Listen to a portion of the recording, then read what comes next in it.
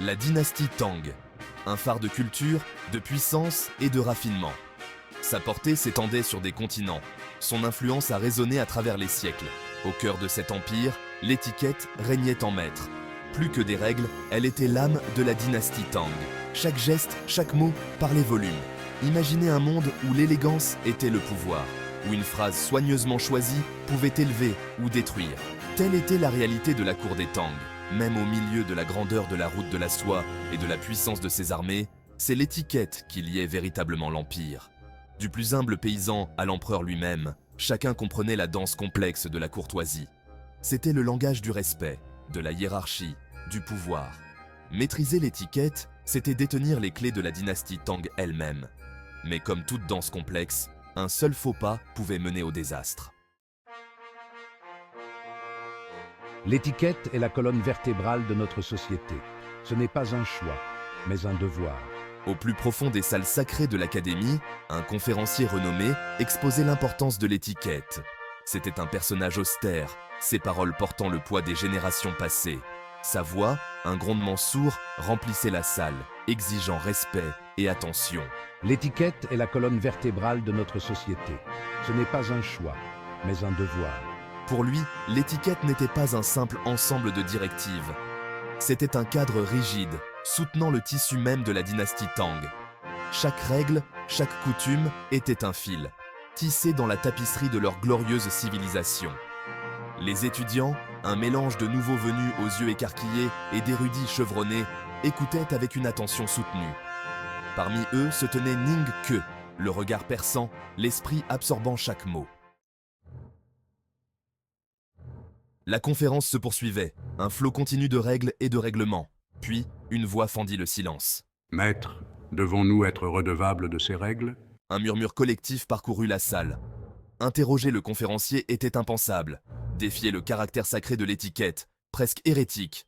Tous les regards se tournèrent vers le challenger, puis vers le conférencier, l'attente étant palpable dans l'air. Tu oses remettre en question la sagesse de nos ancêtres. Sa voix, bien que calme, laissait transparaître une pointe d'acier. L'étudiant tint bon, une lueur de peur dans les yeux, mais le menton haut. Ces règles ne sont-elles pas faites par l'homme? Ne peuvent-elles pas être remises en question, contestées, voire modifiées?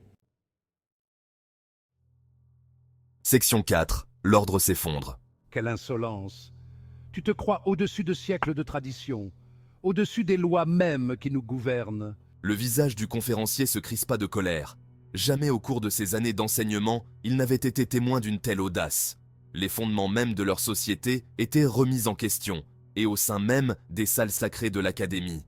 La salle de classe, autrefois un sanctuaire de savoir et de discipline, sombra dans le chaos. Les étudiants chuchotaient entre eux, la surprise et l'excitation se lisant sur leurs visages. Le mur de l'ordre, soigneusement construit, s'effondrait. L'étudiant, surpris par la férocité de la réaction du conférencier, tint bon. Sa défiance, bien qu'ébranlée, ne disparut pas. Il avait touché une corde sensible, éveillé quelque chose dans la salle, quelque chose d'inquiétant et d'exaltant. Section 5. Des échos dans la cour. La dispute faisait rage, la voix du conférencier résonnant à travers la cour. C'était une bataille d'idéologie, un affrontement entre la tradition et l'audace de la remettre en question. La défiance initiale de l'étudiant avait mis le feu aux poudres, et maintenant, les flammes du débat faisaient rage. Qu'est-ce qui se passe là-dedans? La nouvelle de la confrontation se répandit comme une traînée de poudre. Les étudiants des autres classes, attirés par le tumulte, affluèrent dans la cour. L'académie, autrefois paisible, bourdonnait d'excitation. À l'intérieur, la dispute se poursuivait, chaque camp refusant de céder. Nous devons défendre le caractère sacré de la tradition. Mais nous avons besoin de progrès, nous devons nous adapter. Le conférencier, le visage rouge de colère, plaidait pour le caractère sacré de la tradition.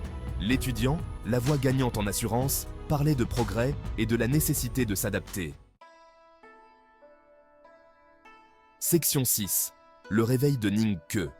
Ning Ke, pris dans le tourbillon du débat, ressentit un étrange sentiment d'exaltation. Il avait toujours été un élève appliqué, respectueux des traditions et des coutumes de la dynastie Tang. Mais les paroles de l'étudiant résonnaient en lui.